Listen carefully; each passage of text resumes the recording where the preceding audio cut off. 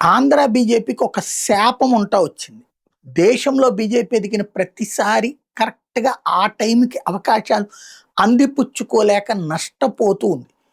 1998లో జరిగినటువంటి ఉప ఎన్నికలలో ఆంధ్రప్రదేశ్‌లో సొంతగా పోటీ చేసి 4 పార్లమెంట్ స్థానాలు గెలుచుకుంది భారతీయ జనతా పార్టీ. 18% ఓట్లు సాధించింది. అలాగే 7 అసెంబ్లీ స్థానాలు కూడా అంతకుముందు గెలుచుకున్నటువంటి పరిస్థితి. దాంతో ఇక బీజేపీ ఊపొచ్చేస్తుంది. నెక్స్ట్ ఎలక్షన్స్‌లో ఒంటరిగా పోటీ చేస్తే అయితే ప్రతిపక్షం లేదా అధికార పక్షం అని సంతోషపడుతున్నటువంటి సందర్భంలో 99లో అవసరమై అటల్ బిహారీ వాజ్పేయి ప్రభుత్వం కోసం ఎన్డీఏ ఏర్పాటు చేసుకుని అందులో తెలుగుదేశం పార్టీతో కలిసి ప్రయాణించాల్సి వచ్చింది. పర్యవసానం ఆనాటి ఎదుగుదల అక్కడితో ఆగిపోయింది.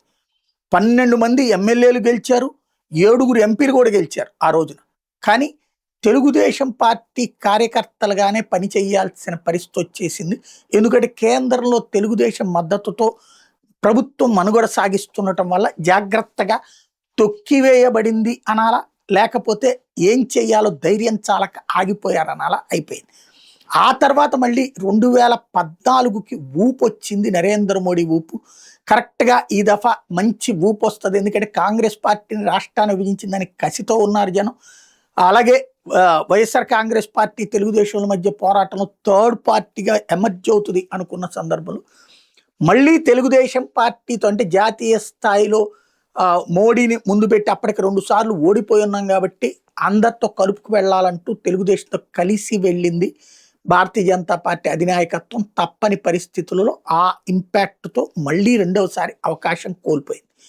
2019లో 19 మళ్ళీ అదే తెలుగుదేశం వల్ల దెబ్బతింది. 2004 తర్వాత అదే తెలుగుదేశం వల్ల దెబ్బతిన్నది బీజేపీ. 2019 అప్పుడు కూడా మళ్ళీ దెబ్బతిన్నది బీజేపీ. మళ్ళీ పుంజుకునేటటువంటి సందర్భంలో మొన్న మళ్ళీ 2024లో తెలుగుదేశం జనసేన బీజేపీ పొత్తు చూసాం.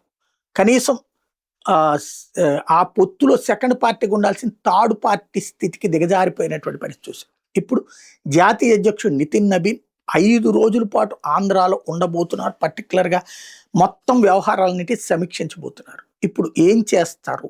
ఒంటరిగా ఎదుగుదామంటారా, జంటగా జనసేనతో కలిసి ముందుకు సాగుదామంటారా, లేదా కలిసి కూటమిగానే సాగుదామంటారా? భవిష్యత్తు దిశానిర్దేశం దానికి ఒక కన్ఫ్యూజన్ ఉంది. ఎందుకంటే ఇప్పుడు ఖచ్చితంగా తెలుగుదేశం మీద ఆధారపడినే ఉంది. బట్ విడిగా చేయొచ్చు, కానీ డేరింగ్గా లేదు.